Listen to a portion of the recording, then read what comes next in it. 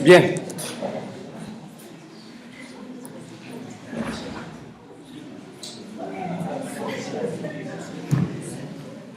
Bon, alors, s'il vous plaît. Alors, donc, si vous voulez travailler avec l'outil Maven, donc, tout d'abord, quels sont les outils dont vous aurez besoin? Alors, tout d'abord, dans notre cas,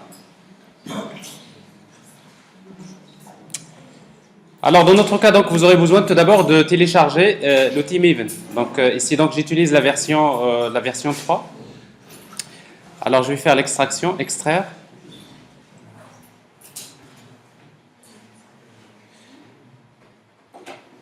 Alors, vous voyez que initialement, et ça c'est très important, initialement, la Maven, c'est pratiquement 6 mégaoctets.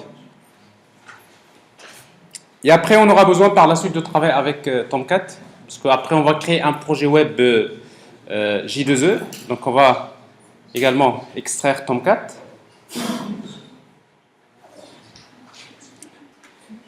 Alors, une autre chose, c'est que alors, quand vous installez Maven pour la première fois, alors dans votre profil utilisateur, alors en fait, forcément, à un moment donné, il va créer un dossier .m2. Donc, c'est là où il va stocker donc, ce qu'on appelle le repository local. Alors, bien sûr, comme je l'ai déjà installé, donc je suppose que ce n'est pas encore fait. Donc, qu'est-ce que je vais faire? Donc, je vais juste prendre ce dossier repository qui existait déjà, parce qu'il contient déjà en quelque sorte, il contient déjà un ensemble de bibliothèques qui sont déjà téléchargées. Donc, je vais juste le renommer. Donc, je vais l'appeler repository 5. Donc, ça suppose que, alors bien sûr, donc il ne peut pas être modifié parce qu'il est déjà utilisé par une application.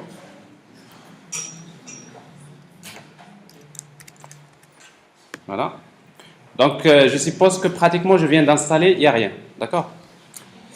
Alors, maintenant, si vous voulez travailler avec Maven, donc, vous aurez besoin d'une connexion Internet. Donc, ça, c'est sûr. Donc, dans un premier temps, donc, je vais connecter cette machine.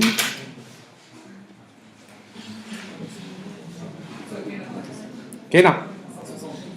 Alors, on va... 172.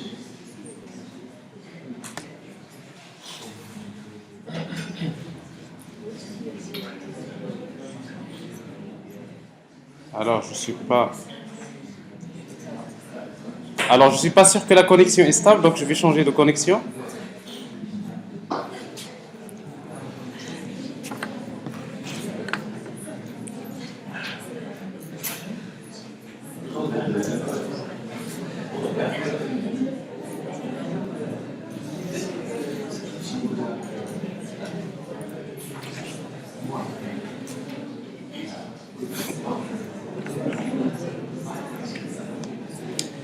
Bien, alors la première, s'il vous plaît, ça va être très compliqué. À chaque fois que je m'arrête, vous bavardez comme ça, ça va pas faciliter le travail. Alors la première des choses à faire, c'est que quand vous travaillez avec Maven, alors forcément vous aurez besoin de définir des variables d'environnement. Alors vous les connaissez, donc Java Home, vous spécifiez le chemin de la version Java que vous utilisez. M2 Maven 2 Home, donc c'est pour spécifier le chemin de Maven. Et après, par la suite, dans la variable path, vous allez inclure Java Home anti/bin et M2 Home anti/bin. Donc ça, c'est la configuration à faire. Alors on va la faire tout de suite.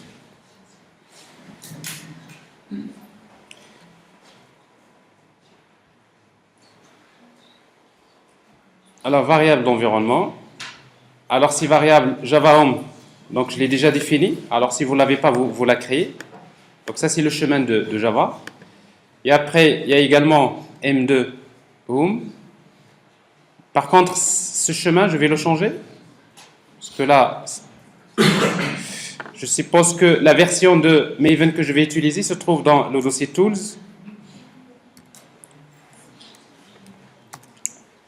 Apache Maven. Donc, je vais prendre ce chemin.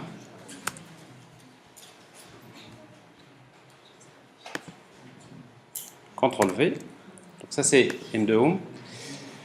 Et après, par la suite, Path. Alors, dans Path, forcément, vous devrez trouver, bien sûr, le chemin du GDK. Alors, vous voyez ici, donc, il y a M2 Home, anti/bin. Et après, forcément, vous allez trouver également, pour le cas de Java Home, anti/bin. Vous le trouverez quelque part. Alors, je ne vais pas le chercher, parce que ça, c'est quelque chose qu'on a déjà fait. Alors, est-ce qu'il est là? Bon. Alors, pour être sûr, donc je vais utiliser pourcentage Java Home anti/bin.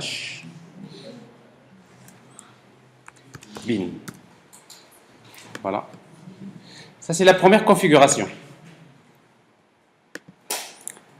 Et c'est la dernière. Alors maintenant, qu'est-ce qu'on va faire? On veut, tout d'abord, je n'ai pas d'environnement de développement, donc je vais créer un projet Maven. Alors tout va se passer sur ligne de commande, dans un premier temps.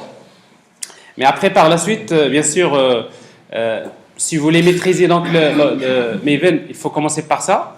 Mais sinon, par la suite, donc, vous pouvez utiliser un environnement de développement comme Eclipse. Donc c'est ce qu'on va voir. Mais dans un premier temps, on va essayer donc de travailler avec cet outil-là. Alors je vais créer un dossier. TP MVN.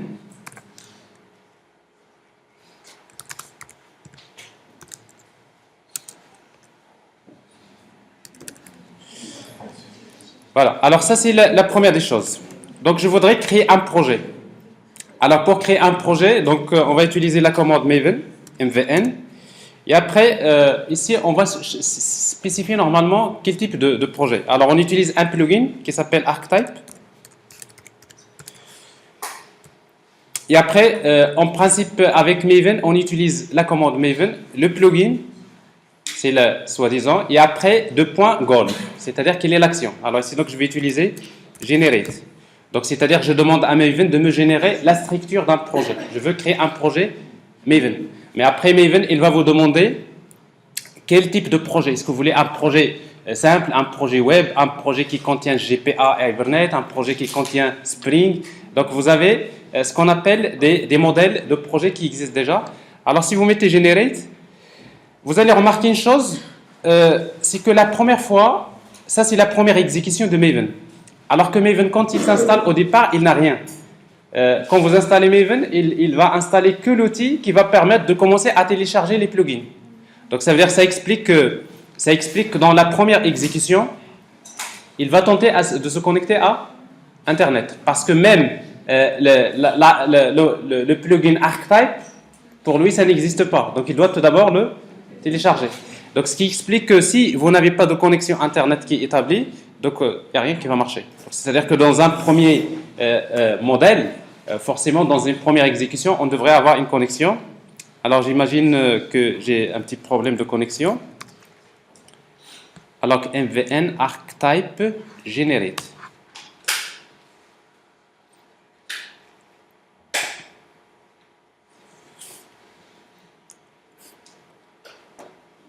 Alors, vous allez remarquer maintenant que Maven, au départ, c'était 6 mégaoctets, mais maintenant, dans la première exécution, il va commencer à télécharger tout d'abord le plugin ArcType. Donc, il va le télécharger, mais après, à un moment donné, il va me poser la question, quel type de projet? Mais même, il aura besoin de charger le catalogue des projets. Alors, ici, donc, je dois attendre un petit moment pour qu'il termine le téléchargement, tout d'abord.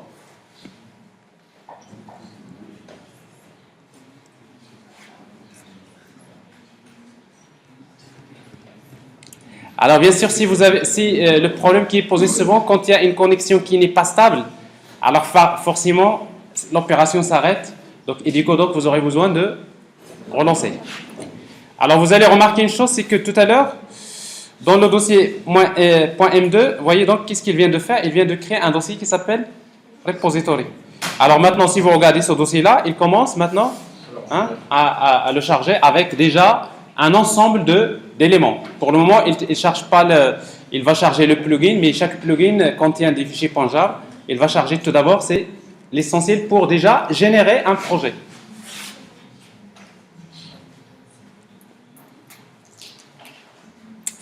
Alors bien sûr, Ici, donc, j'utilise une connexion 3G, donc forcément, c'est pas très rapide. Donc, on va essayer donc de voir. Ça va prendre combien de temps?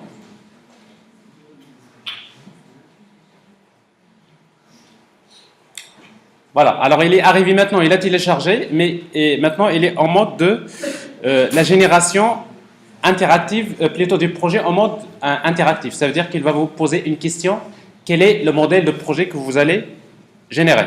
Regardez ce qu'il vous affiche là. Alors ça, il y a un petit problème, c'est qu'il vous affiche un ensemble de projets, de modèles, ce qu'on appelle les archetypes, donc le type de projet. Alors chaque projet, chaque type de modèle de projet, c'est-à-dire on lui fait correspondre un numéro, un identifiant. Alors après, il vous pose la question, quel est le numéro du projet de l'archetype que vous allez utiliser? Est-ce que vous voulez Alors maintenant, en principe, quand vous voulez créer, par exemple, supposons que vous êtes en train de créer un projet qui va utiliser Hibernate, GPA, Struts. Bon, ça serait bien qu'il vous génère déjà un projet dans lequel il y a déjà les dépendances nécessaires pour faire ce projet. Et dans ce cas-là, qu'est-ce que vous allez faire? Vous allez vous retrouver en train de chercher dans cette liste quel est l'archetype. Hein? Vous voyez donc ici, par exemple, par exemple, ici j'ai un projet, par exemple, Java Enterprise 7, Web App Here, blank, archetype, etc. Donc ça, c'est un modèle de projet qui correspond à, par exemple, ce numéro-là. Alors, dans un premier temps, il vous propose par défaut, un modèle par défaut. Alors, si vous mettez rien, par défaut, donc, c'est le numéro 502. Mais faites bien attention, c'est pas toujours 502, quelle que soit la machine. Pourquoi? Parce que maintenant, je viens d'installer Maven, je viens de l'exécuter. Qu'est-ce qu'il fait? Il va charger ce qu'on appelle le catalogue des projets. Et quand il va télécharger le catalogue des projets, donc en fonction, il y a parfois des numéros, il y a des projets qui s'ajoutent, il y a des modèles c'est-à-dire qui sont souvent qui changent. Et du coup, donc, vous n'aurez pas toujours la même numérotation. Et du coup, ici, donc, qu'est-ce qu'on va faire? Au lieu de taper 502, entrée. Alors, en principe, ça veut dire que je vais choisir un projet. Alors, quel type de projet?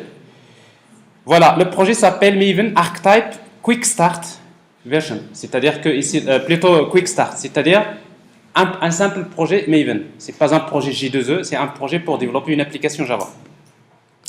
Vous suivez jusqu'à présent? Après, il vous demande quel est, dans ce modèle, c'est-à-dire dans ce modèle Maven Archetype Quick Start, vous aurez besoin de spécifier la version. Alors, certes, vous n'allez pas choisir donc les versions alpha, snapshot et tout ça, vous allez choisir la dernière. Par exemple, ici, il vous propose le numéro 6, c'est-à-dire la version 1.1, entrée. Et après, il va vous poser la question, voilà, votre projet. Maintenant, pour créer un projet, il faut spécifier 3 paramètres qui sont obligatoires. Group ID, obligatoire. Alors ici, donc, par exemple, je vais utiliser ma.n7, par exemple. Entrée. Après Group ID, donc, vous avez Artifact ID. Alors ici, donc, Artifact ID, donc, c'est le nom du projet. Supposons que je voudrais créer un projet dans lequel je vais faire des calculs. Je vais l'appeler calcul, tout court. Et après, par la suite, la version. Il vous propose par défaut la version 1.0 snapshot, entrée. La garde. Et après, le nom du package. Alors, quel est le package que vous allez utiliser dans votre projet? Alors, par défaut, il vous propose le package ma.n7. Mais vous pouvez changer. Par exemple, vous pouvez mettre ma.n7, par exemple. n7.sid, par exemple. Par exemple, ou là, calcul, par exemple. Voilà. Comme ça, vous n'allez pas me dire GLC ou SLD. Entrée. Vous savez?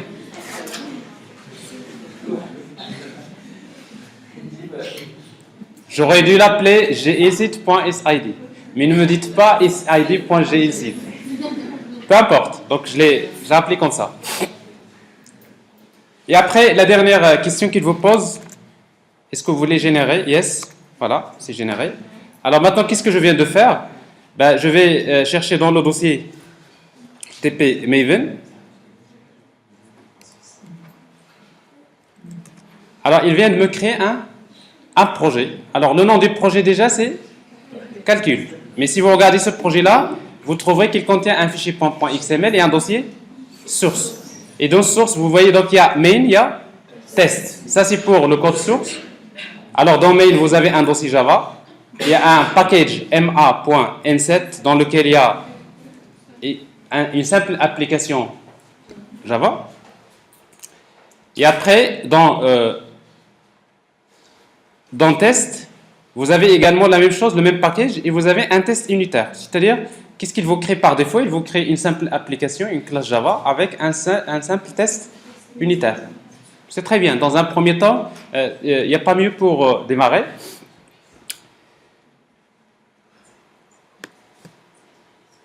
Alors maintenant, qu'est-ce qu'on veut faire? Maintenant, il nous faut un éditeur. Alors maintenant, si vous voulez travailler avec un simple éditeur de texte, si vous travaillez vos classes, tout ça, vous pouvez le faire.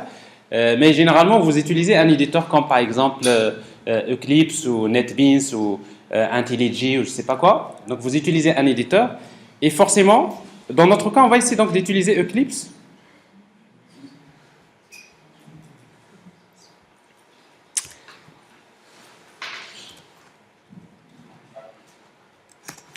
Alors, Eclipse.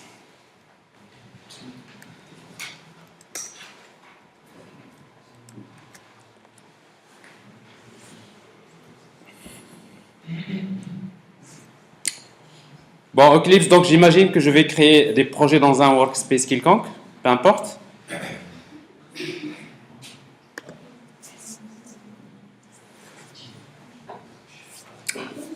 Alors, qu'est-ce qu'on va faire? Si vous voulez maintenant, si vous voulez travailler avec Eclipse, il faudrait que le projet créé soit un projet Eclipse.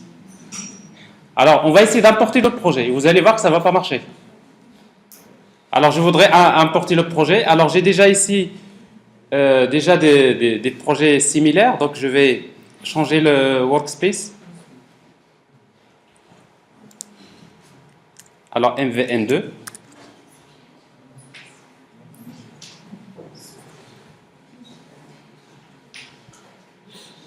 Donc, je suis sur un nouveau workspace.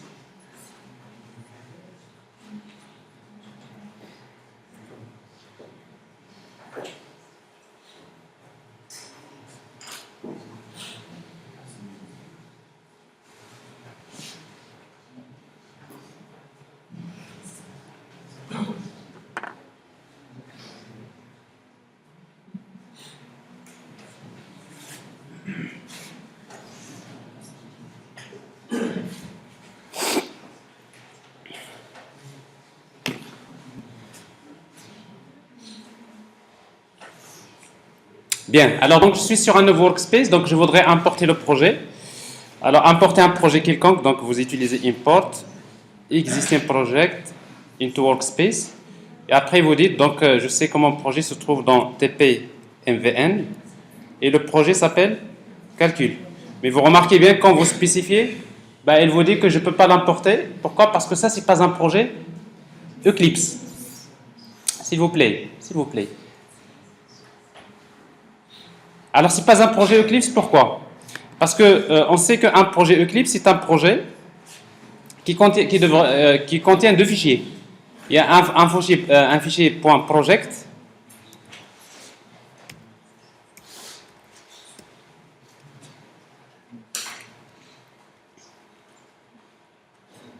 alors, tout ça, on l'a fait. Il y a un fichier .classpath. Alors, il est où tout ça, ce que je suis en train de vous dire?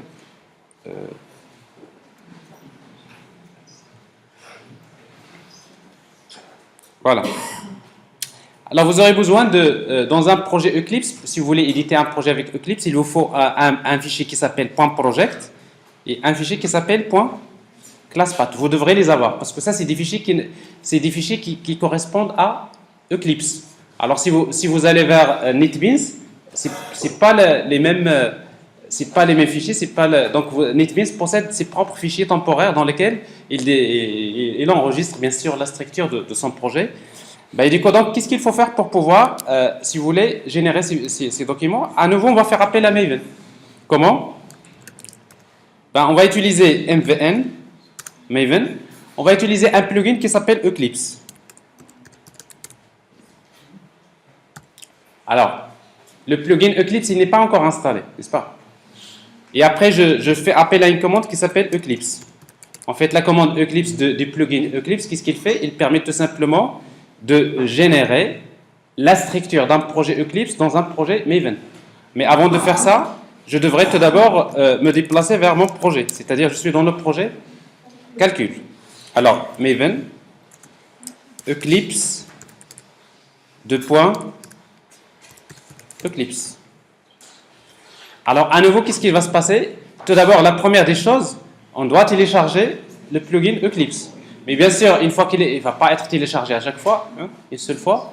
Donc, on va attendre un petit moment. Il va télécharger le plugin Eclipse et après, par la suite, il va nous générer donc la structure du projet et il va nous permettre d'éditer donc ce projet-là au niveau de Eclipse. Alors, bien sûr, si vous voulez l'éditer avec un autre outil comme par exemple NetBeans ou bien IntelliJ, vous faites la même chose. Donc, vous allez appeler le plugin qui est fourni pour l'éditeur et après, automatiquement, il vous génère en fait les fichiers.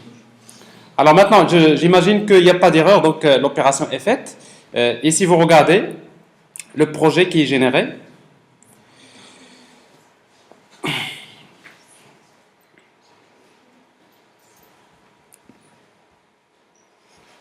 alors on est sur TP MVN, calcul, et vous allez voir tout simplement, vous voyez, vous avez un fichier .classpath et un fichier .project. Donc ça, c'est les seuls fichiers qui sont obligatoires si vous voulez importer un projet vers Eclipse. Alors on va le faire maintenant, on va l'importer. Alors import existing project into workspace. Alors TP Maven et après Eclipse. Alors maintenant vous allez voir que il a compris que c'est un projet Eclipse, il n'a importé pas de problème. L'essentiel c'est que maintenant je viens d'utiliser Maven pour générer un projet Maven et après je l'ai importé sur Eclipse. Mais vous n'êtes pas obligé de travailler avec Eclipse, vous pouvez travailler avec n'importe quel éditeur. Ok? Alors, une autre chose, tout ce qu'on vient de faire là sur ligne de commande, on aurait pu le faire directement avec Eclipse. Il suffit de créer un projet Maven. C'est ce qu'on va voir par la suite. Mais vous savez que quand vous commencez avec Eclipse, vous créez un projet Maven, vous aurez moins de chances à comprendre ce qui se passe.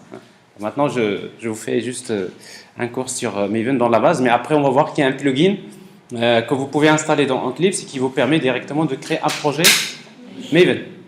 Ok? Mais le seul problème, c'est que quand vous travaillez comme ça, vous n'allez pas voir ce phénomène-là, n'est-ce pas? Qu'il est en train de télécharger, de stocker, mais ça, pour moi, c'est le plus important. Alors maintenant, dans ce projet-là, vous allez trouver, voilà, donc il y a le dossier, comme je disais, il vous a créé une classe test, je ne sais même pas ce qu'il y a à l'intérieur, j'imagine que ça va être... ça c'est le test. Et là vous avez une application qui permet d'afficher un message. On va agrandir la taille des caractères.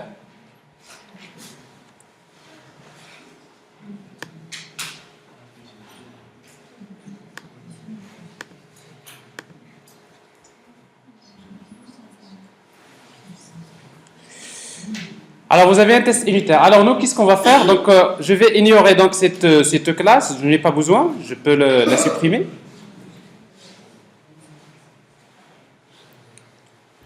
Également, je vais ignorer ce test unitaire. Je vais le supprimer. Je n'ai pas besoin. Mais par contre, on va regarder le fichier .xml. Alors, dans le fichier .xml, qu'est-ce qu'on va trouver? On va trouver une structure minimale qui est la suivante. Alors, c'est ce que je disais tout à l'heure. Donc, on est bien sur la modèle version 4. Le projet, ça c'est Group ID, Artifact ID, la version. Et c'est donc, je sais par défaut qu'il va générer un jar. Et après, vous avez le nom du projet. Et après, on va trouver les dépendances. Alors, pour le moment, il y a une seule dépendance qui a été déclarée, c'est JUnit. Parce que de toute façon, je sais que quand je crée des classes, j'ai besoin de faire les tests. Et pour faire les tests unitaires, j'ai besoin d'un framework qui est JUnit. Alors ici, donc, la version qui est intégrée par défaut, c'est la version 3.8. Mais après, on peut changer, on peut mettre la version 4. Et d'ailleurs, j'aurai l'occasion de vous montrer la différence entre la version 3 et la version 4 de JUnit. Peu importe, donc je le laisse. Maintenant, je vais créer une classe. Supposons je voudrais créer une simple application. Je vais créer une classe dans ce package que je vais appeler calcul métier. Une simple classe qui contient deux fonctions, deux méthodes. Une méthode qui permet de faire la somme et une méthode qui permet de faire le produit de deux nombres. C'est pas assez compliqué. Alors j'ai une méthode qui permet de retourner un double que je vais appeler somme et qui reçoit deux paramètres A et B.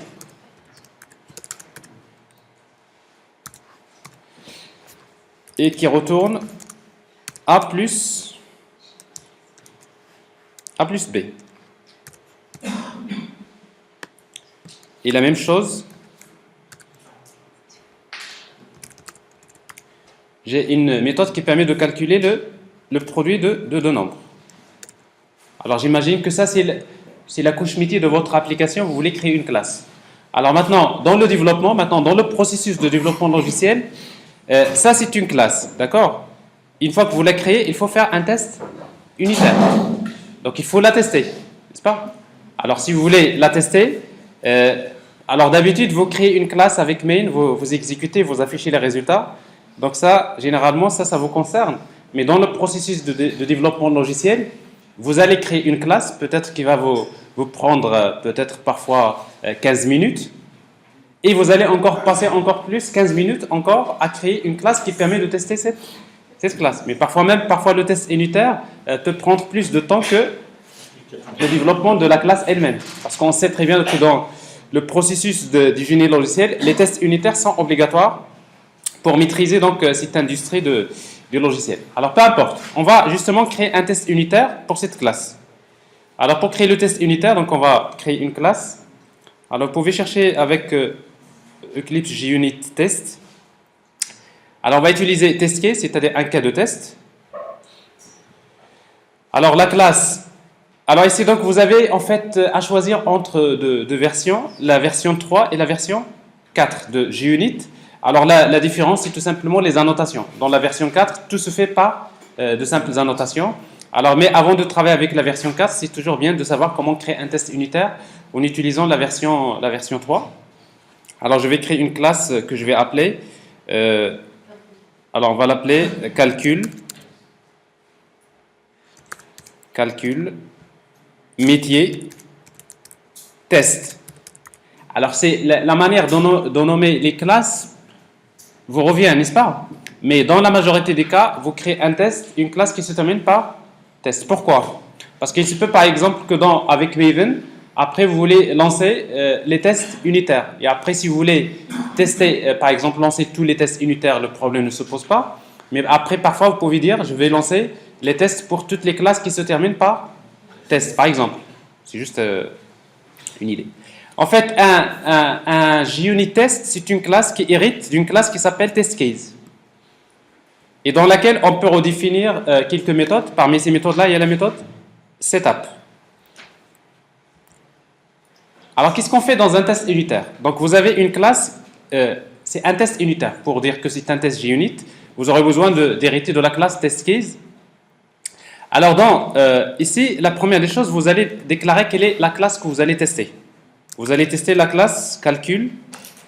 Par exemple, vous déclarez un attribut calcul métier.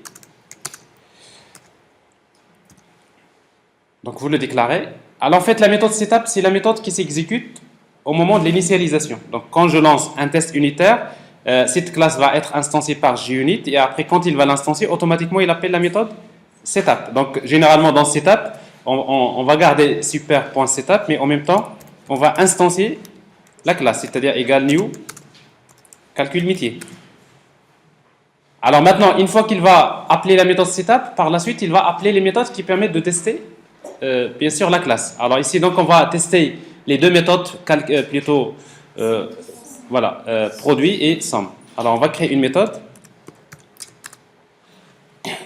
Alors, public void test somme.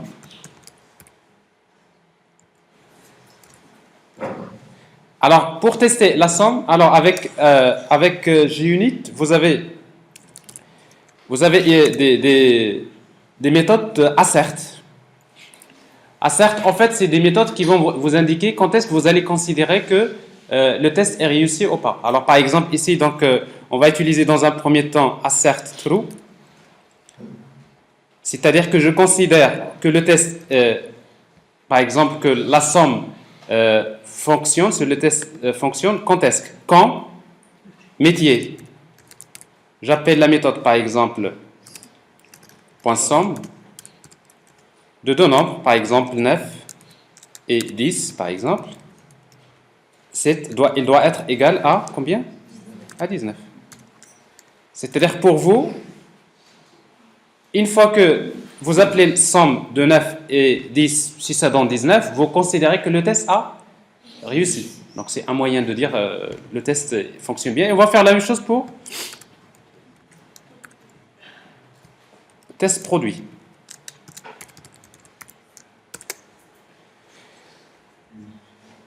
Alors produit, alors ça doit être ici 90. Et là, maintenant, vous dites pour vous, ça c'est le test. Maintenant, il faut vérifier est-ce que ce test-là marche bien. Alors comment on va le vérifier à nouveau? On va faire appel à Maven. Alors on revient sur Maven. Je suis dans le projet. Alors tout d'abord, vous avez un ensemble d'opérations que vous aurez besoin de faire. Par exemple, Maven, je viens de créer le code source, mais il n'est pas encore compilé.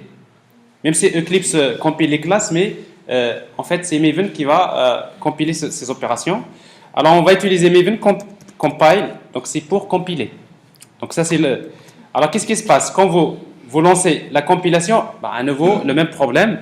J'espère que la connexion marche bien. C'est que même, il aura besoin d'appeler le plugin de compilation, parce que c'est toujours le plugin, quand vous l'appelez pour la première fois, il va le télécharger. Vous voyez bien que ça n'a pas marché. Pourquoi? Tout simplement parce que ça, c'est un problème de connexion.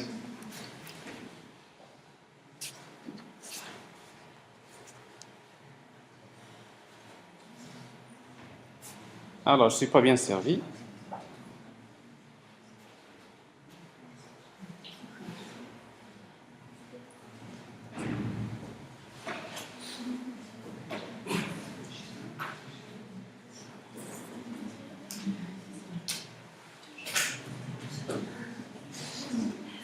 Alors, je vais arranger ça.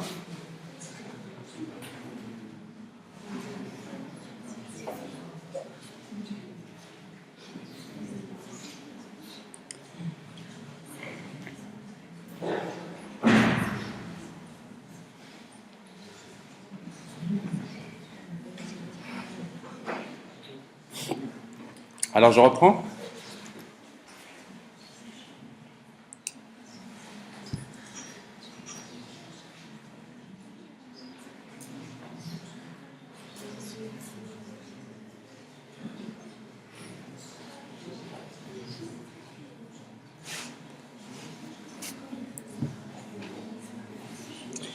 Alors, donc, je suppose que la connexion marche bien maintenant, et après, on attend. Alors, téléchargez le plugin, lancez la compilation. Alors, ici, vous trouverez quelque chose comme build success, c'est-à-dire que la construction de la compilation s'est faite sans problème. Alors après, s'il y a des problèmes, parce que j'imagine, si vous ne travaillez pas avec Eclipse, vous travaillez avec un simple éditeur, à un moment donné, vous allez voir des erreurs de compilation. Alors quand vous compilez, en principe, vous allez remarquer dans votre projet, il génère un dossier target. Alors c'est ce que je disais. Donc target, qu'est-ce qu'il contient? Il contient d'un côté les classes. Nous avons créé une seule classe, donc il a généré calcul métier.classe. Mais également, il contient les tests unitaires, test classes, dans lequel j'ai la classe calcul métier test. N'est-ce pas? Donc ça, c'est la compilation. Alors maintenant, je vais demander à Maven de jouer les tests unitaires en utilisant Maven test.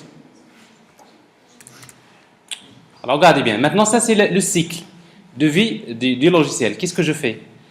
Compile. Je dois m'assurer que tout est bien compilé. Après, je dois m'assurer que je dois tester. Tout le projet, tous les tests unitaires qui se trouvent dans le projet, ils vont être exécutés. Alors, c'est donc forcément la même chose, l'histoire de test, c'est un nouveau plugin, il doit le télécharger, il va jouer les tests et on regarde.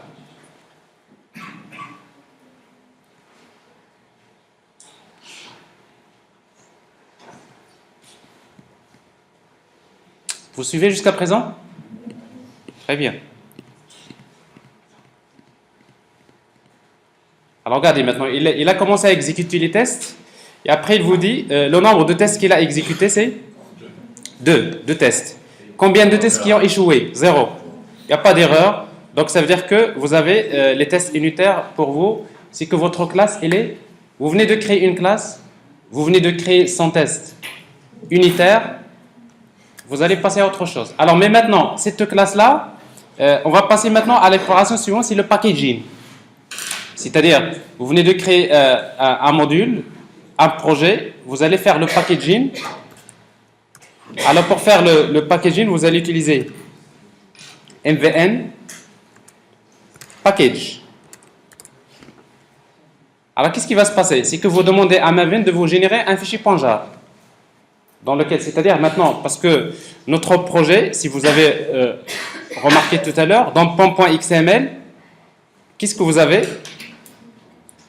Vous avez packaging, vous avez jar. Ça veut dire que je vais demander à Maven de me générer un projet. Tout mon projet maintenant, il va l'archiver dans un fichier .jar. Alors on va le faire. Alors package.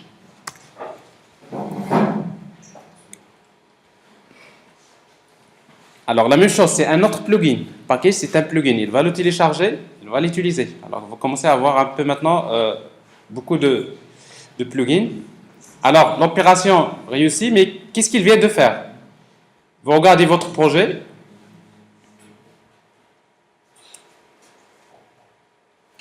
Target. Regardez, il vous a généré un fichier, comment il l'appelait? Il l'appelait calcul, c'est le nom de artefact, plutôt c'est groupe artefact ID. Et après la version .jar. Alors ici donc il respecte le standard. Alors vous venez de générer le fichier .jar. Maintenant vous voulez que ce fichier .jar soit utilisé par les autres projets. Qu'est-ce qu'il faut faire?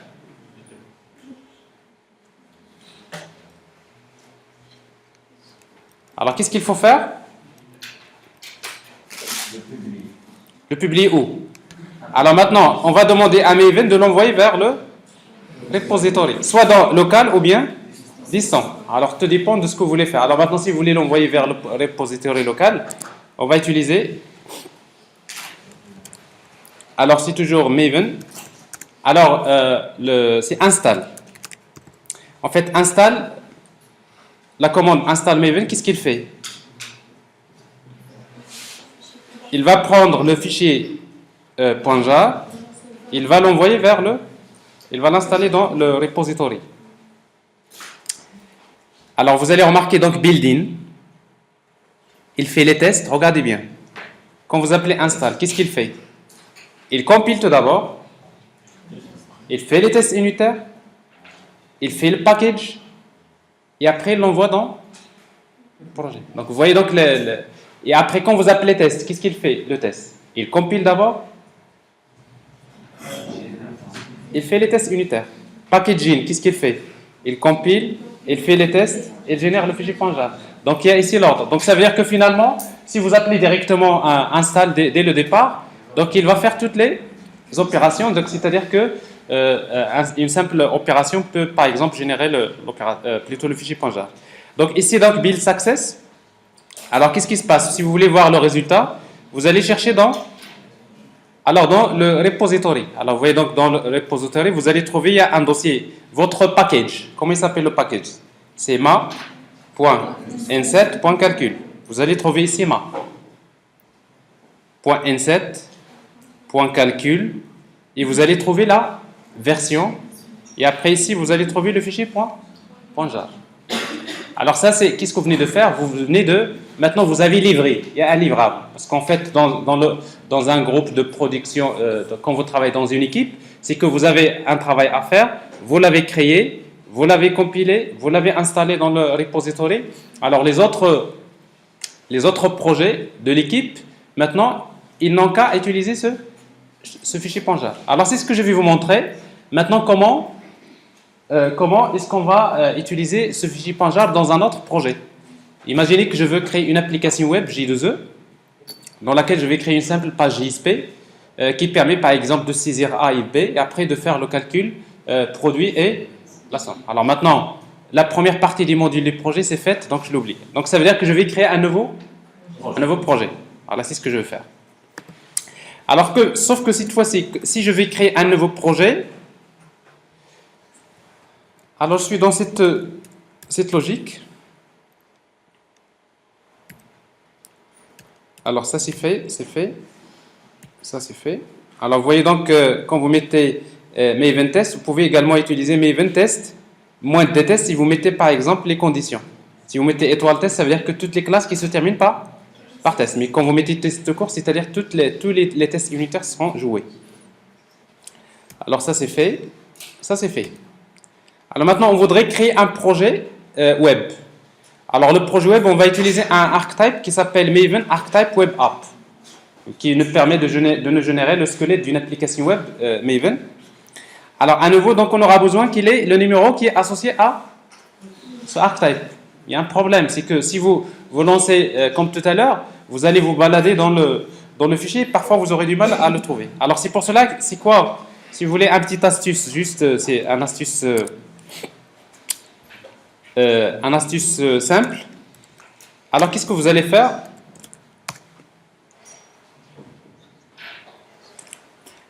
Alors vous allez voir qu'avec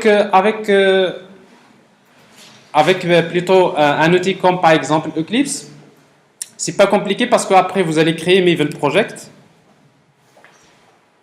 Et dans Maven Project, vous allez regarder, il vous dit voilà les catalogues. Et après vous cherchez par exemple ici Web App, et vous trouverez, vous avez Maven Archetype Web App, c'est-à-dire vous cherchez ce modèle, n'est-ce pas?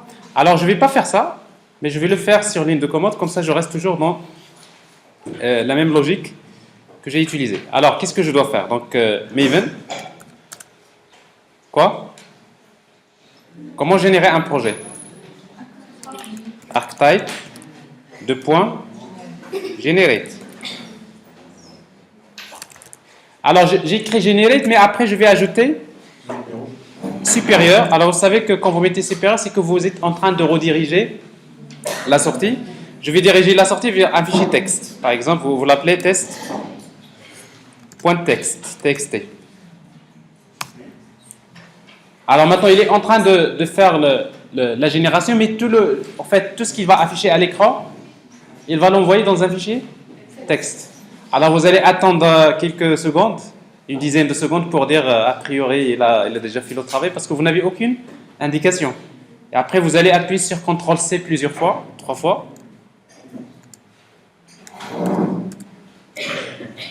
Alors il a arrêté et après on va regarder. Alors on va regarder le projet. En fait c'est pas le projet mais si vous voulez le dossier TP Maven. Alors vous avez le fichier test.text. Alors si vous l'ouvrez, vous allez trouver, regardez. Alors j'imagine que vous pouvez l'ouvrir avec un autre éditeur, c'est mieux. Voilà ce qu'il contient.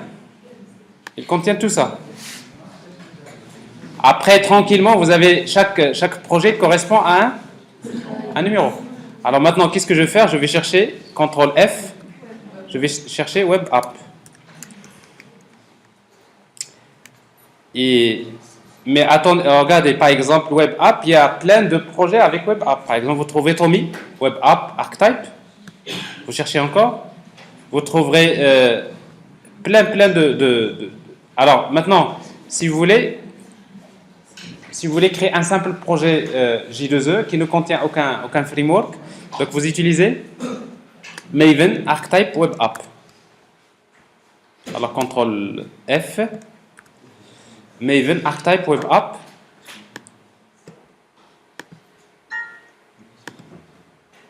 Maven. Non, c'est pas Maven, c'est Archetype Web App, tout court.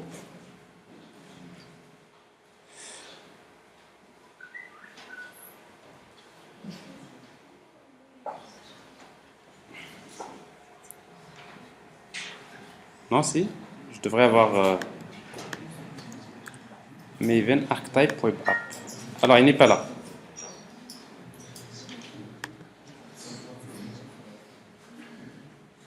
Si, il est là. Bah, je croyais que il est déjà sélectionné au premier lieu. Donc, je vois ici Maven Archetype Web App. Je sais qu'il correspond à 505. Donc, c'est juste, vous voyez, donc, quand on travaille sur ligne de commande, il y a quand même une manière de travailler, c'est de retrouver le numéro associé au type de projet. Et si je sais que c'est 505, donc je vais créer maintenant Maven Archetype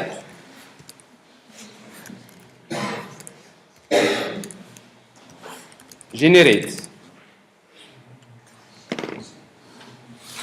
Alors maintenant, en principe, ça ne devrait pas prendre du temps, n'est-ce pas?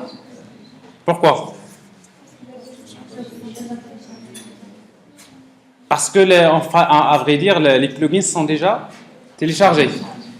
Mais il est en train de penser à quelque chose, je ne sais pas. Voilà. Donc, il affiche rapidement. Mais il vous pose la question, quel est le modèle de projet? Le numéro. Pour nous, c'est combien? C'est 505. Je n'ai même pas besoin de chercher là. Parce que ça, c'est juste un moyen, un petit astuce dans le passage, si vous voulez. Quelle est la version de ce modèle? On va travailler la version 1.0, C5, entrée. Et à nouveau, il va vous demander donc le archetype, plutôt le group ID. Alors là, par contre, il doit télécharger ce modèle. C'est-à-dire ce archetype, Maven Archetype Web App. Il va télécharger une dépendance et après, il vous demande group ID, c'est quoi? Alors, group ID, on va utiliser la même chose. MA.N7, le même groupe ID.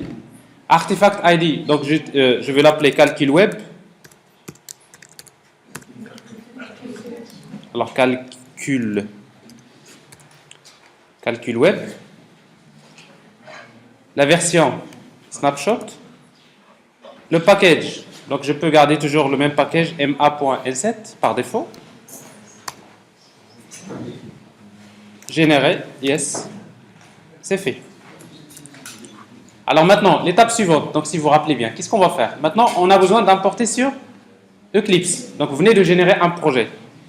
Alors si vous regardez ce projet-là, vous trouverez relativement, voilà le projet, il y a source, main, mais il y a quelque chose en plus. Il y a Web App. Et vous savez, dans Web App, il vous génère une simple page index.jsp. Et après, vous avez le fichier web.xml. Donc ça, c'est un projet web, Maven. Alors maintenant, pour l'importer avec Eclipse, il faudrait lui ajouter donc la facette Eclipse. Et pour ajouter la facette Eclipse, on va utiliser Maven Eclipse Eclipse. Voilà. Alors maintenant, j'ai mal écrit, je crois, quelque chose. Eclipse. Oui, c'est normal, pourquoi? Il faut être dans le projet. Calcul web, et après, Maven Eclipse. Alors, il génère donc les fichiers .project et .classpath. Et après, maintenant, on va importer le projet. Import.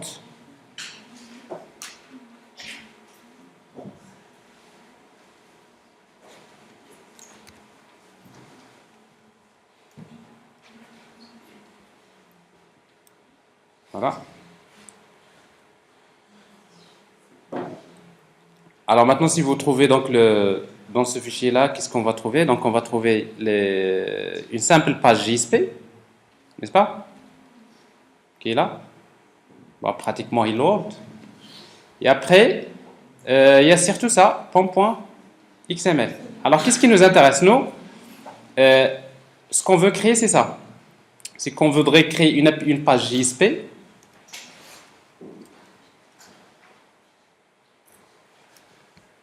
Voilà. une page JSP qui permet de saisir A et B et après de faire la somme et le produit. Donc, en quelque sorte, en réalité, pour faire quelque chose de plus simple, une simple page JSP, ça peut être une servlette, ça peut être peu importe. Donc, on va écrire donc une page JSP.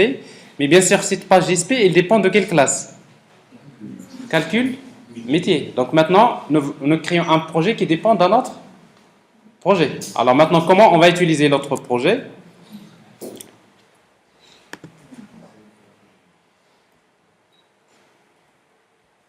Alors, dans le fichier pom.xml, on va déclarer les dépendances maintenant. Alors, notre projet, il est là. Pour le moment, quelles sont les dépendances dont on aura besoin? Pour le moment, pour lui, il y a JUnit. Alors, je vais ajouter les autres dépendances. Alors, pour ajouter une dépendance, alors, qu'est-ce qu'on va mettre? Group ID. Alors, c'est quoi le groupe ID? C'est ma.insert. Ensuite, artifact ID. C'est quoi? Calcul. C'est quoi la version? La version, c'est 1.0 snapshot. Alors maintenant, je dépends d'un autre projet. Ça, c'est la première des choses. Alors maintenant, si vous voulez, d'ailleurs, vous allez voir, si vous voulez que maintenant Eclipse met à jour ces points, le class path, il va falloir à nouveau faire appel Eclipse. Alors, parce qu'à chaque fois que vous appelez Eclipse, automatiquement, il lit le fichier pom.xml et après, il met à jour le class path de Eclipse. Bon, si vous voulez, alors je vais le faire. Et si vous faites cette opération-là, vous revenez sur... Alors, vous revenez sur Eclipse et vous allez voir, mettez un refresh. Regardez, qu'est-ce que vous voyez? Donc, le calcul 1.0 snapshot.jar, maintenant, il fait partie de votre classe path du projet. Mais il est où en principe? Parce qu'il l'a cherché dans le repository. Est-ce que vous voyez donc l'intérêt? Maintenant, il y a un autre développeur qui dépend d'un autre. Genre, tout ce qu'il a besoin de savoir, c'est ça. C'est la dépendance. Ça. Alors, il dit quoi? Donc, si vous voulez utiliser un module dans un projet, vous déclarez la dépendance. Alors, ici, donc, dans notre cas, si on avait créé un projet Maven directement avec Eclipse, à chaque fois que vous enregistrez, qu'est-ce qui se passe? Il va lire le fichier pom.xml, n'est-ce pas? Il va mettre à jour le class path, il recompile, il fait un tas de choses. Alors maintenant, ici, donc, je suis en train de vous montrer juste étape par étape. Par exemple, ici, si vous voulez, à chaque fois, on revient vers sur ligne de commande, mettre à jour, par exemple, le class path en faisant appel, par exemple, Eclipse. Alors maintenant, quel est le meilleur moyen pour maîtriser ce processus? C'est de travailler sur ligne de commande. Pourquoi? Parce que je disais bien qu'à un moment donné, vous allez travailler avec un environnement de développement quelconque. Et une fois que vous maîtrisez comme ça, vous n'aurez plus de surprise. Ce n'est pas si vous installez par exemple un environnement de développement et après vous installez un plugin et après vous voyez que ça ne marche pas. D'ailleurs, c'est ce qui vous est arrivé l'année dernière quand vous avez créé un projet Spring, n'est-ce pas? Spring, ça ne marche pas, et il ne télécharge pas, connexion, il n'y a pas de connexion. Mais c'est très compliqué de comprendre de quoi il s'agit. Mais tout simplement, pour vous, maintenant, ça peut être assez clair. Alors, une fois que j'ai ça, maintenant je sais également que j'aurai besoin, dans un projet web, on aura besoin de d'autres dépendances. Alors, quelles sont les dépendances dont j'aurai besoin? Parce que dans un projet web, vous aurez besoin de l'API Servlet. Je ne l'ai pas, parce que maintenant, vous n'avez pas créé un projet web dynamique. Vous avez créé un projet Maven. Vous avez besoin des servlets. Vous aurez besoin de l'API JSP et vous aurez besoin de l'API GSTL. Alors, généralement, dans un projet web dynamique, il y aura toujours ces dépendances-là. Donc, on va les ajouter.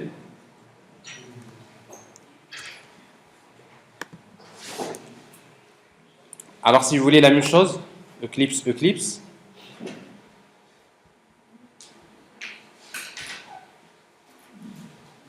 Et après, vous allez voir que maintenant, dans le ClassPad de votre projet, je crois il n'a pas encore fait ça, regardez. Il n'a pas terminé. Pourquoi il n'a pas terminé? Parce qu'il est en train de télécharger. Donc, la servlette API, JSP, tout ça, il va se connecter à Internet, il télécharge les dépendances, il les met dans le repository local et après, il va les utiliser. Alors, c'est ce qu'il a fait. Alors, je reviens vers Eclipse, refresh. Alors, je vois maintenant dans le ClassPad de mon projet, qu'est-ce qu'il y a? Il y a servlette API, il y a JSP, il y a... Notez bien, jusqu'à présent, je ne dépends d'aucun serveur. Ça, c'est très important parce que avant, qu'est-ce qu'on faisait? On crée un projet web qui est lié à Tomcat. Ça veut dire que vous dépendez déjà d'un ensemble de fichiers .jar qui se trouve dans Tomcat. Alors là, c'est complètement, je suis en train de créer un projet. Après, quand je vais le déployer, je vais dire, je vais le déployer là où je veux. Tout dépendra. Alors maintenant, on va passer à l'étape suivante. Alors, c'est quoi l'étape suivante? On va créer cette page JSP.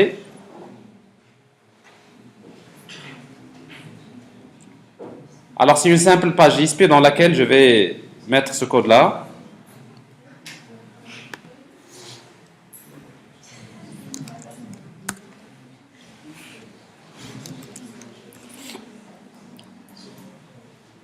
Alors, qu'est-ce que je vais avoir tout d'abord?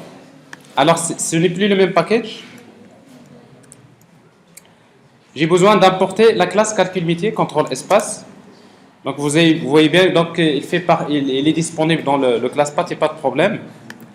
Il y a une petite erreur dans ce code que j'ai copié, c'est que j'ai ici donc un formulaire qui contient une zone de texte qui s'appelle A et une autre qui s'appelle B. C'est pas A, parce qu'en fait... Donc, je vais lire la zone de texte A, B, je clique, il y a deux boutons. Il y a deux boutons Submit, Somme et Produit. Et après, je teste. Bon, j'appelle la même page JSP. Je ne respecte pas ici de modèle MVC. Ce n'est pas l'objectif de créer un projet web, mais c'est juste pour vous montrer les dépendances.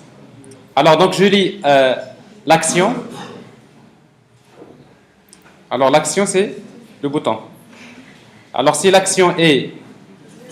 c'est les différents de nul. Donc, je vais lire A et B. Et après, par la suite, si l'action, c'est somme, le résultat, c'est quoi? C'est métier.somme. Sinon, j'appelle la méthode produit. Quelque chose de plus simple, voilà. Alors, je suppose que j'ai créé, maintenant j'ai besoin de tester ce projet. Alors, regardez bien. Alors, pour le tester, s'il vous plaît.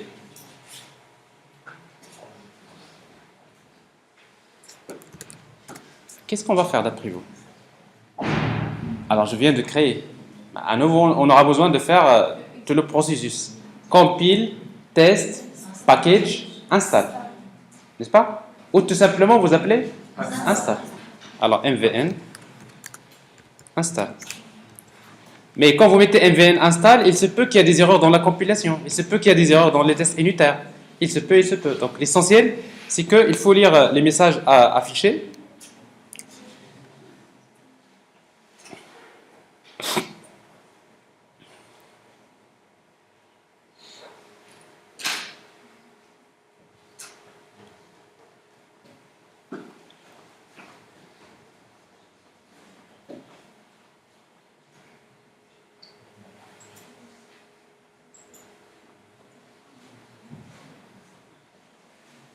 Voilà.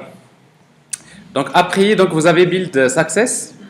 Donc ça veut dire quoi? Ça veut dire qu'en principe, si tout se passe bien, on devrait regarder dans le repository, c'est-à-dire dans le dossier repository, et après le dossier ma, inset.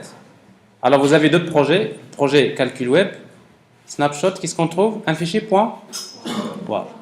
Alors pourquoi WAR? Ce n'est plus un point .jar, parce qu'il sait que c'est un projet web. D'ailleurs, je ne l'ai pas montré tout à l'heure. Comme vous voyez dans le packaging, ici, alors ici, packaging, voilà.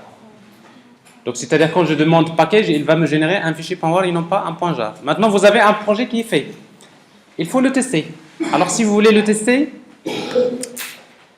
vous pouvez le tester directement avec Maven, parce qu'en fait, Maven, il dispose de ce qu'on appelle des serveurs embarqués, c'est-à-dire Par exemple, si vous voulez travailler avec Tomcat ou bien vous voulez travailler avec par exemple GT ou vous travaillez avec d'autres serveurs, vous pouvez faire le test. Alors, je vais vous montrer comment le faire tout d'abord. Tester avec Maven.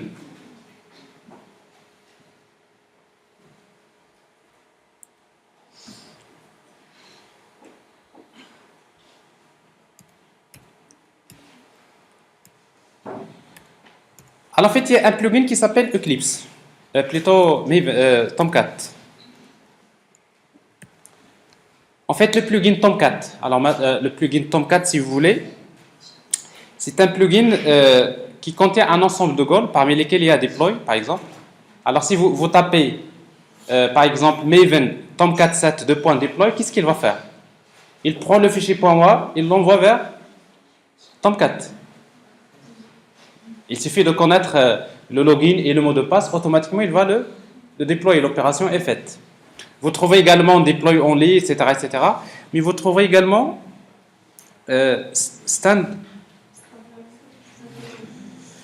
standalone, directement si vous voulez, standalone war. Il permet de créer un war file qui va être, qui contient une version plutôt de Tomcat qui est embarqué et qui permet de tester bien sûr donc votre application. Et après il y a run. Vous avez Tomcat run war, ça veut dire qu'automatiquement il va permettre d'exécuter un war. Alors on va essayer de lui demander ça. Run tout court.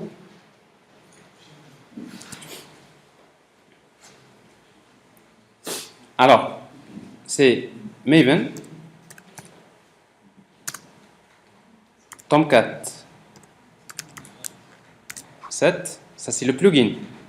2 points, le goal. Alors c'est donc je vais utiliser run.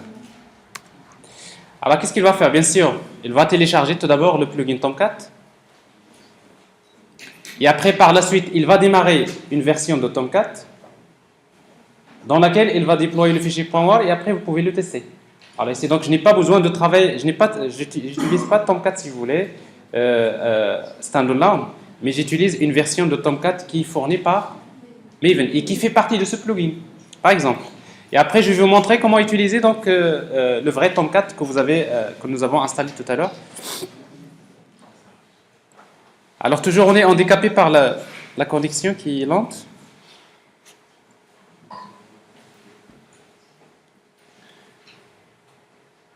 Et d'ailleurs, le téléchargement de ce plugin Tomcat, il contient quand même pas mal de fichiers. Erreur. Voilà, je m'y attendais.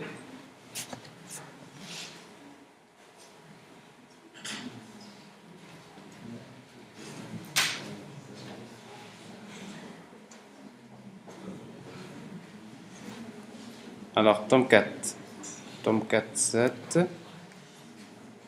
run.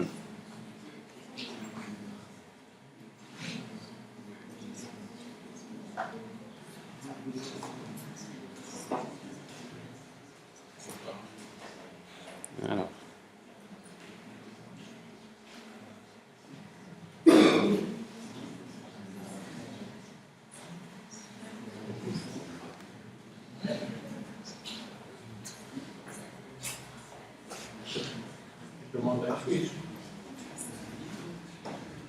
Hein? Non, je suis juste en train de réinitialiser la connexion.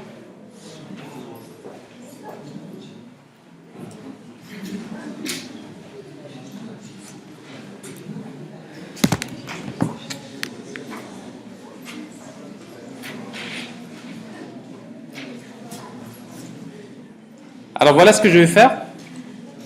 Donc en attendant que le plugin soit téléchargé, je vais la tester tout d'abord sur une version de Tomcat que j'ai installée. Alors tout à l'heure dans le dossier Tools, nous avons Tomcat, n'est-ce pas? Alors vous savez que pour démarrer Tomcat, il faut faire appel à Startup. Alors je vais le faire sur ligne de commande. Alors, tools, Apache Tomcat, bin.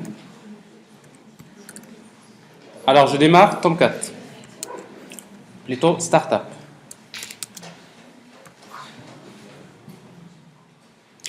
Alors, d'habitude, vous démarrez Tomcat sur Eclipse, donc je veux plus faire ça. C'est-à-dire, je sais que de toute façon, le serveur, il doit être démarré quelque part, n'est-ce pas? Je l'ai démarré. Et d'ailleurs, si vous connectez localhost 8080, il y a Tomcat qui va vous répondre. Alors maintenant, vous savez que ça, c'est l'interface de Tomcat. Et après, vous avez Tomcat Manager. Donc, c'est une interface qui permet de gérer, de manager des applications. Vous aurez besoin d'un utilisateur pour accéder. Après, par la suite, tout dépend de la version de Tomcat que vous utilisez. Par défaut, il crée un utilisateur. Alors maintenant, à vrai dire, dans cette version-là, il n'y a pas d'utilisateur qui est créé. C'est à vous de le faire. Comment? Alors, un nouveau Tomcat. Alors, dans Tomcat, il y a un conf. Vous avez un fichier qui s'appelle Tomcat Users. Alors, dans Tomcat Users, vous l'éditez avec un éditeur quelconque. Vous trouverez déjà la manière de créer les rôles et les utilisateurs. Alors, tout ça, c'est un commentaire. Ça veut dire que tout ça, c'est désactivé. Donc, vous créez un rôle. Il y a des rôles, il y a des utilisateurs. Alors, maintenant, quels sont les rôles que vous devrez créer et les utilisateurs si vous voulez administrer à distance, si vous voulez, de Tomcat? Alors, ils sont là. Alors, vous créez un rôle qui s'appelle Manager GUI, c'est-à-dire l'administrateur de l'interface, admin GUI, et après un rôle Manager Script. Donc, c'est 3 rôles qui sont généralement utilisés. Et après, vous créez un utilisateur qui s'appelle admin, le mot de passe admin, et qui a les rôles Manager GUI, admin GUI, et après Manager Script. Alors, vous faites ça.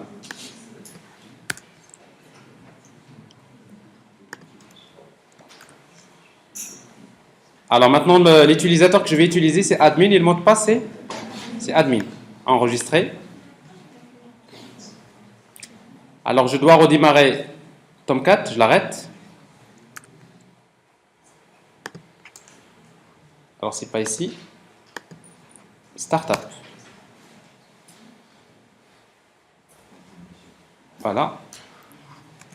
Actualiser. Admin. Se connecter. Alors, qu'est-ce que j'ai? J'ai ça. Alors, avec ça, je peux déployer maintenant un WAR. Comment je vais le faire? Eh bien, tout simplement, vous avez ici, vous allez juste choisir votre application. Je sais que j'ai une application qui est déjà générée. Je vais la chercher dans repository ma.n7.calculweb et j'ai un fichier je le déploie. Alors ça, je suis en train de déployer manuellement. OK? Après, on va voir que Maven, il peut faire ça. Parce que quand vous mettez Tomcat deploy, c'est ce qu'il va faire. Ça veut dire, il va chercher le fichier .war et il va l'envoyer vers Tomcat. Déployer. Et après, donc, vous avez l'application qui est déployée, elle est là. Vous pouvez la tester. Et après, si vous la testez, donc, vous avez le fichier .index.jsp qui s'exécute par défaut. Et vous avez donc la somme et vous avez le produit. Alors ça, c'est ici, donc, je teste l'application. J'ai déployé manuellement. J'ai fait tout avec Maven, sauf que le déploiement, je l'ai fait manuellement. C'est-à-dire que j'ai besoin d'administrer un serveur d'application pour le faire. Alors, ce que vous devrez savoir, que ce travail-là, on peut également le faire avec Maven. Comment? Pour le faire avec Maven, donc j'ai besoin, supposons, j'ai déployé le projet. Maintenant, je vais le supprimer.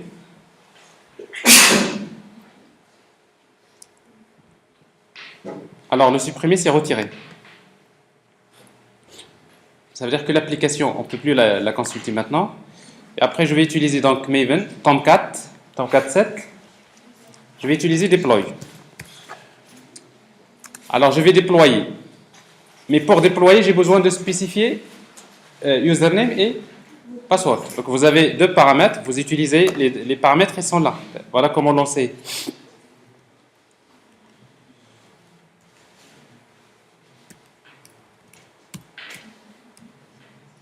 Voilà, c'est -d, l'option -d Tomcat password et -d Tomcat username.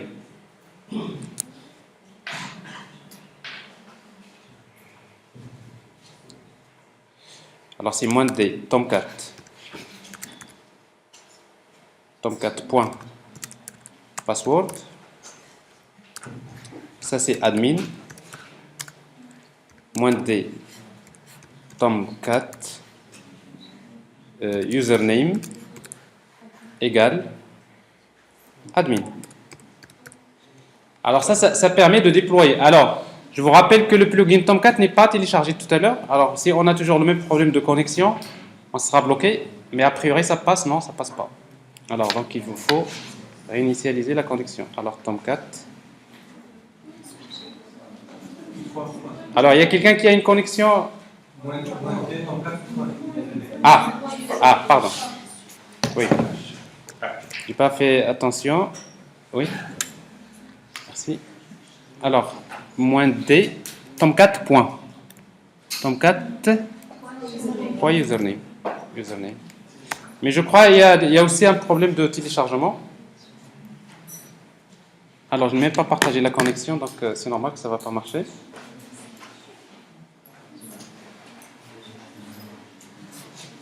Si.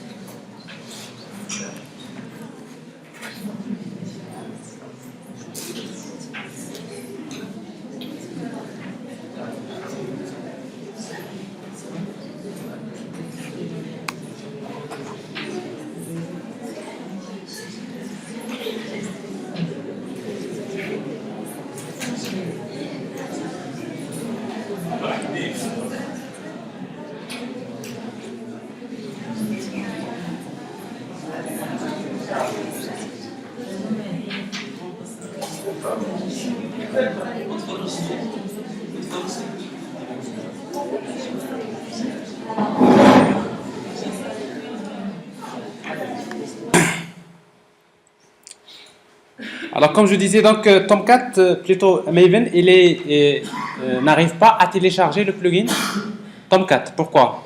Parce que par défaut, il cherche les plugins dans ce qu'on appelle le repository central de Apache. Il y a un seul serveur. Mais il se trouve que tous les plugins ne sont pas dans le même serveur. Alors maintenant, il y a des plugins, c'est à vous de les ajouter dans le fichier pom.xml. C'est-à-dire que si vous voulez travailler avec un plugin, il faudrait montrer à Maven quelle est l'adresse qu'il doit utiliser pour télécharger le plugin. C'est exactement c'était ça le problème. Alors pour le faire, donc vous aurez besoin de déclarer dans votre fichier pom.xml, vous aurez besoin de déclarer tout d'abord dans l'élément build, vous déclarez donc le plugin org.apache.tomcat.maven. Et après, vous aurez besoin de déclarer dans plugin repositories et vous allez trouver ici l'adresse. Vous voyez? Alors en fait, ça c'est l'adresse que Maven doit utiliser pour télécharger le plugin de Tomcat. Donc ça veut dire qu'il y a un nouveau serveur central qui doit être utilisé par Maven pour télécharger le plugin. Est-ce que vous avez compris? Donc, si vous voulez que ça marche, il faudrait ajouter ça à votre fichier pom.xml. Alors, notre projet qui est là.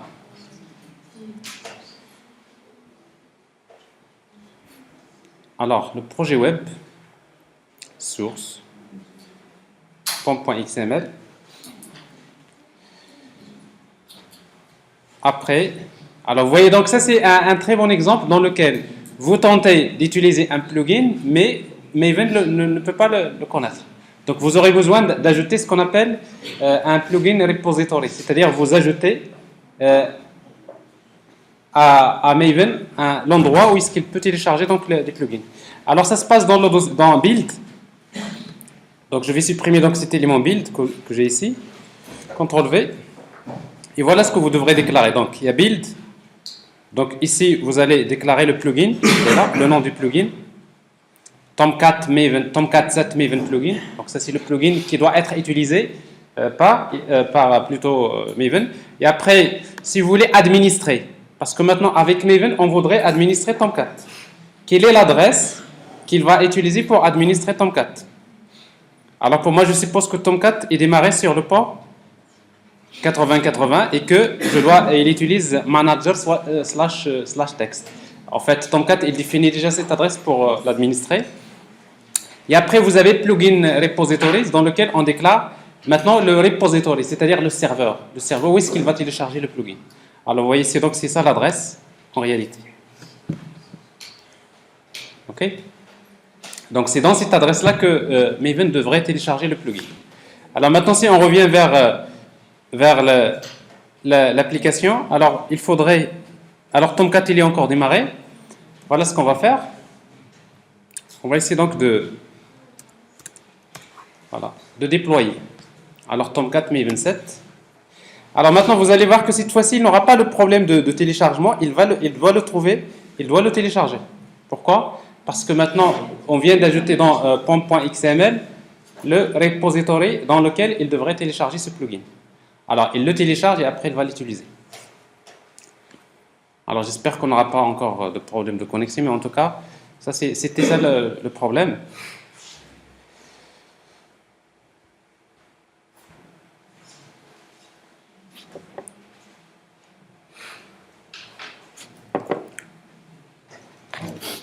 Est-ce que c'est clair? Donc, vous avez le projet.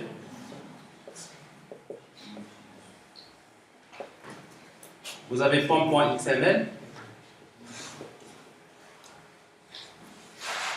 Vous avez Maven.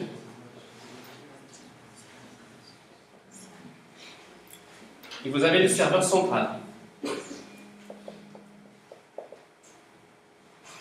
Si vous voulez, central, le repository central.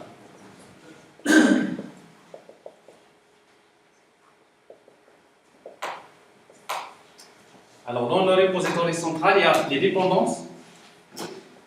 Les dépendances.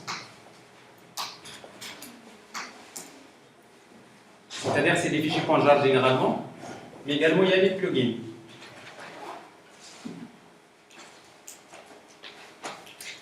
Alors, par défaut, Maven, il utilise un repository central pour les dépendances. Également, il utilise un serveur central pour les plugins. C'est connu. Donc, si vous ne déclarez aucun plugin, plutôt aucun repository, si vous ne déclarez rien, qu'est-ce qui va se passer? Il va vers ce serveur. Alors maintenant, quand vous tapez Maven, MVN, Tomcat 7, qu'est-ce que vous êtes en train de lui dire? Je vais utiliser le plugin Tomcat 7. Qu'est-ce qu'il fait? Il va lire le fichier XML, il va vers ce serveur. Mais dans ce serveur-là, il n'y a pas de plugin Tomcat 7. Il se trouve qu'il y a un autre serveur dans lequel il y a d'autres plugins. Il n'y a pas qu'un seul serveur, il y en a plusieurs.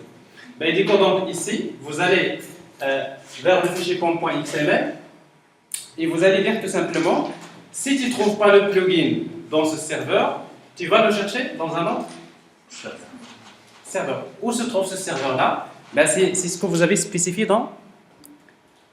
Il est là. Ah.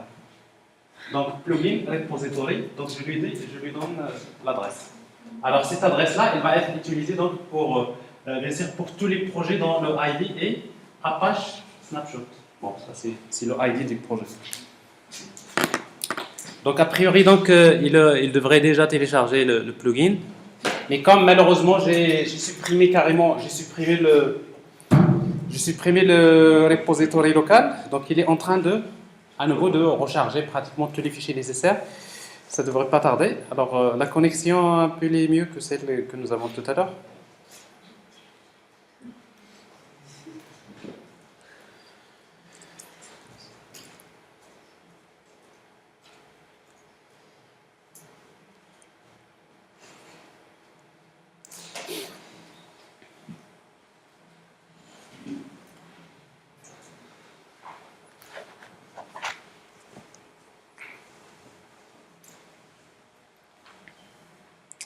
Mais bien sûr, ça, c'est du temps mort. Il faut en profiter, n'est-ce pas? C'est-à-dire que pendant que vous lancez, vous êtes en train de développer autre chose. Vous n'avez pas croisé les bras. Tout ça, c'est...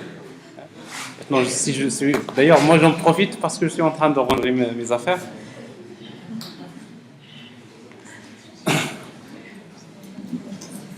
Voilà.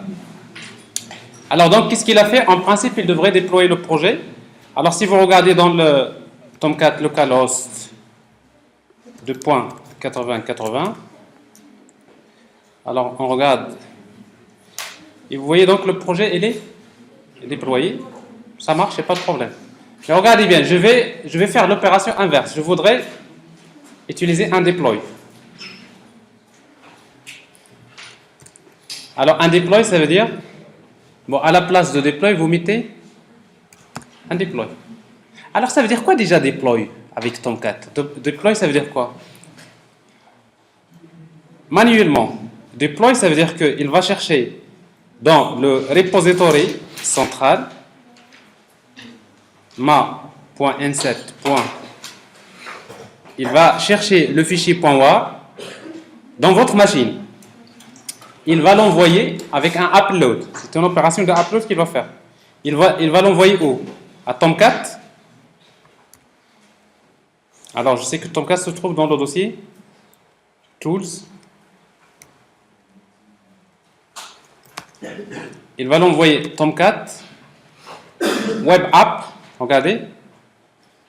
Le fichier, ça veut dire quoi déployer? Ça veut dire que à partir de votre machine, il va chercher le WAR dans le repository soi-disant, utilisé par votre version de Maven, et après il va faire un upload vers Tomcat.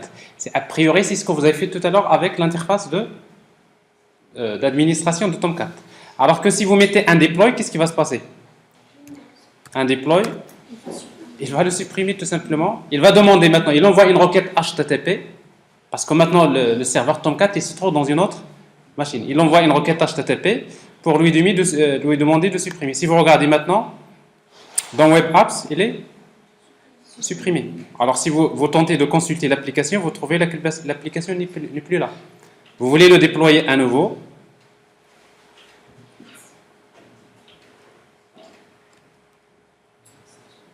Deploy.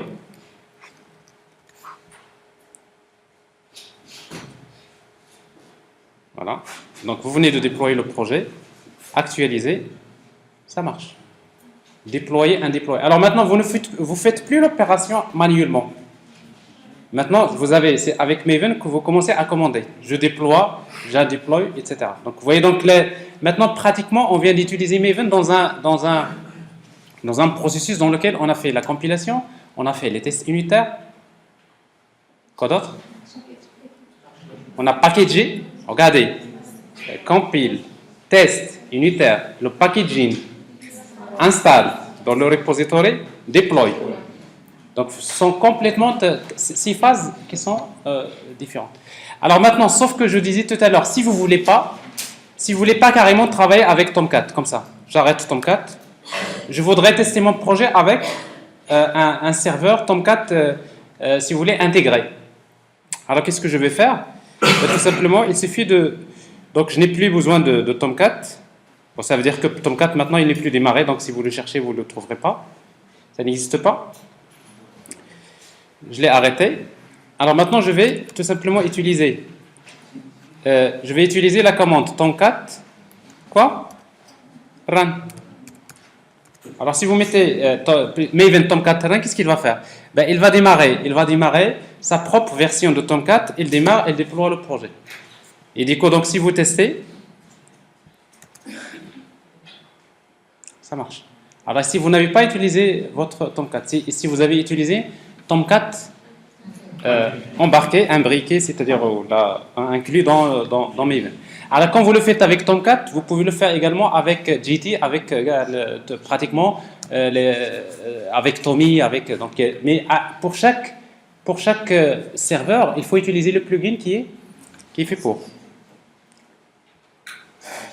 Alors, si vous voulez, voilà, pour ce qui concerne Tomcat, vous avez d'autres commandes. Deploy only, après execute. Donc, vous pouvez générer un war qui est exécutable.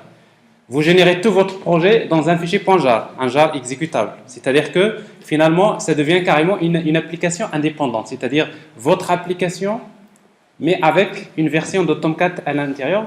Il suffit de l'exécuter avec la commande Java et après vous avez une application avec un serveur embarqué.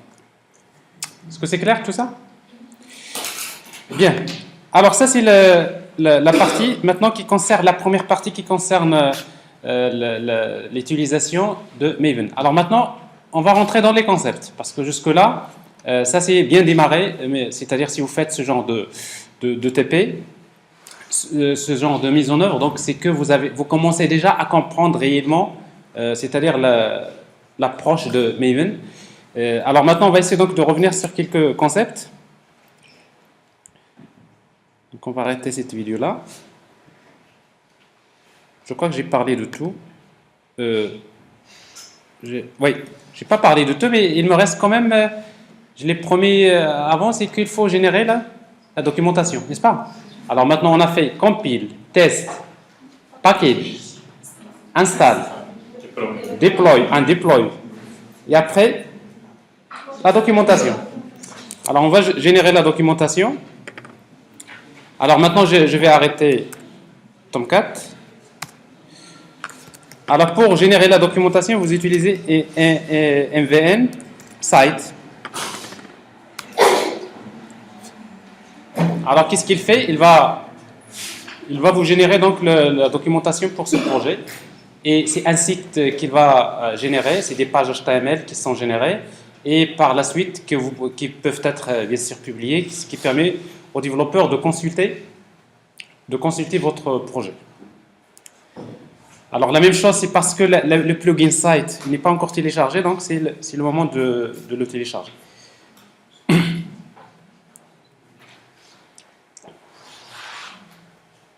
Après toute la phase qu'on avait faite, le seul point auquel il faut faire attention, c'est que quand vous faites appel à des plugins, il se trouve qu'il y a des plugins, tous les plugins ne se trouvent pas dans le serveur central. Il y a des plugins dans lesquels qui vont vous obliger à ajouter dans votre fichier pom.xml la déclaration des plugins. C'est exactement ce qui s'est passé pour le cas de Tomcat 7. Et d'ailleurs, vous allez vous poser la question, comment ça se fait que quand j'utilise deploy, comment il sait que Tomcat se trouve en localhost, le port 8080? C'est parce que de toute façon, il est déclaré dans pom.xml. Et si vous n'avez pas...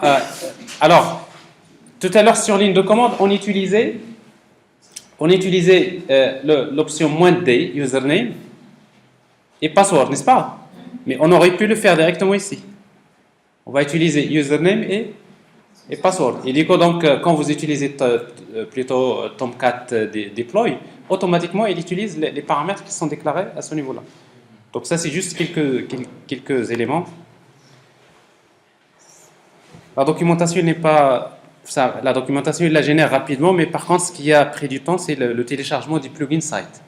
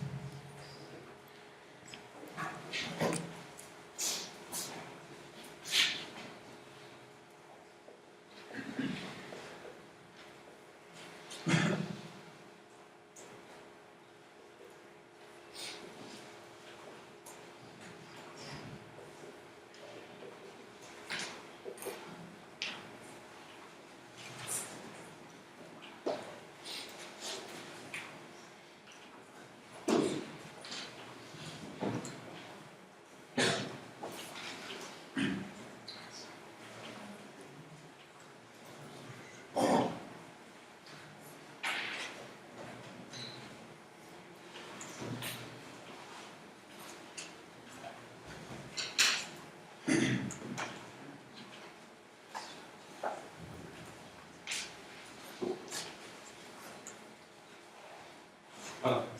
Donc, ce qu'il faudrait retenir, c'est que Maven, il est là pour vous accompagner dans tout ce processus. C'est-à-dire que dans le processus d'industrialisation, c'est pratiquement les choses qui se répètent. Vous êtes dans des phases.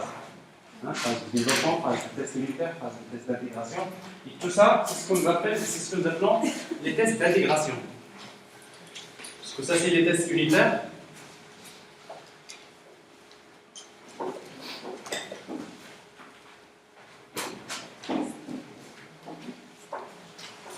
Après, il y a les tests d'intégration.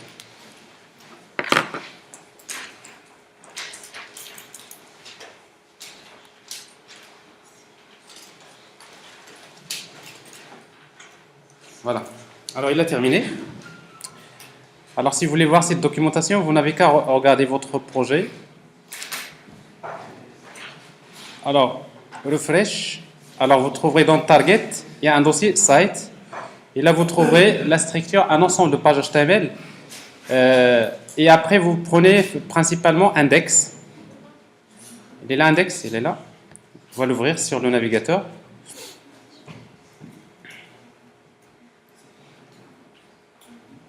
Donc voilà la documentation qui fournit. Alors qu'est-ce que vous trouverez là? Vous trouverez donc des informations sur le projet. Vous trouverez les distributions, vous trouverez les dépendances. Regardez.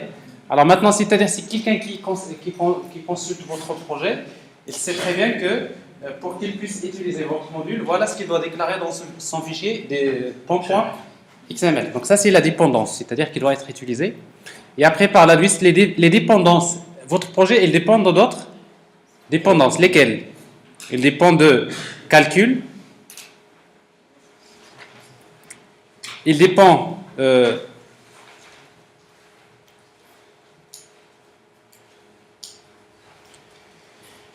alors vous trouverez JUnit, il y a Servlet, JSP, les dépendances, etc. Bon, les tests unitaires. Et après, vous trouverez les jars qui sont utilisés par votre projet.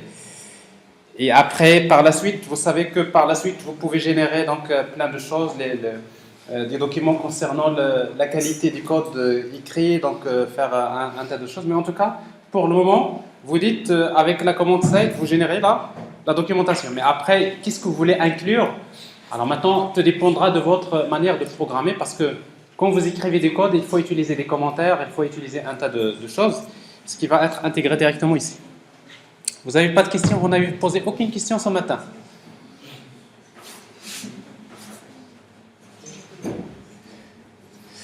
Alors on passe à la suite.